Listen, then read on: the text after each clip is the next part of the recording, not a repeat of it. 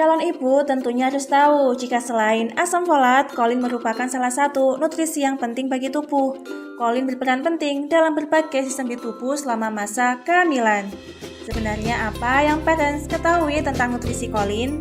Sumber kolin bukanlah suatu mineral atau vitamin, tetapi sering dimasukkan ke dalam kelompok vitamin B, dikarenakan memiliki kemiripan sifat dan juga fungsi sebagai neurotransmisi, sebagai pembuatan membran, perluasan jaringan, serta memastikan sistem saraf yang sehat.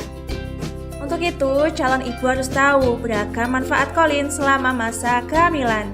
Pertama, menjaga kesehatan sistem saraf dan otak.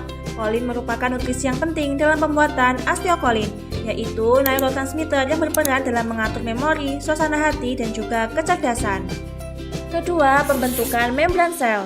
Kolin merupakan komponen utama fosfolipid yang membentuk membran sel, menjaga struktur dan integritas sel pada masa bayi baru lahir.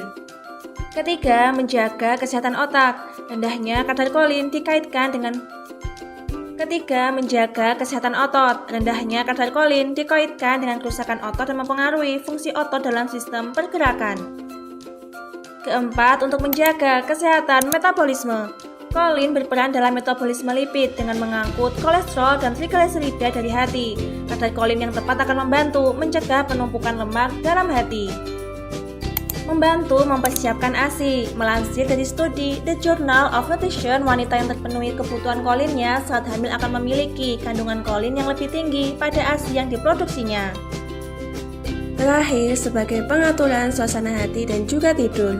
Kolin dapat memproduksi asetilkolin yang dapat mengatur suasana hati dan juga rasa tidur.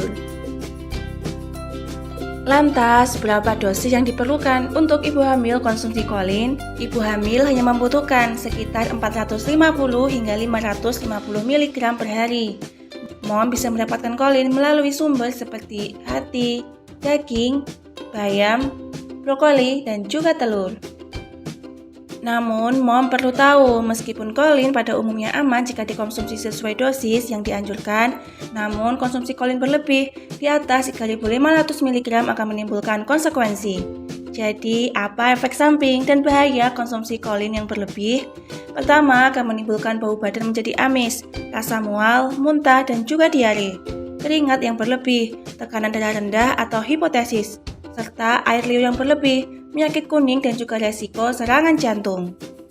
Jadi, bagaimana calon ibu sudah mengerti bukan jika kolin merupakan nutrisi penting dalam pembuatan asetilkolin, yakni merupakan neurotransmitter yang berperan penting dalam mengatur memori, suasana hati, dan juga kecerdasan otak. Selain itu, kolin bersama vitamin B12 atau folat juga diperlukan dalam proses sintetis DNA yang penting untuk fungsi dan perkembangan otak.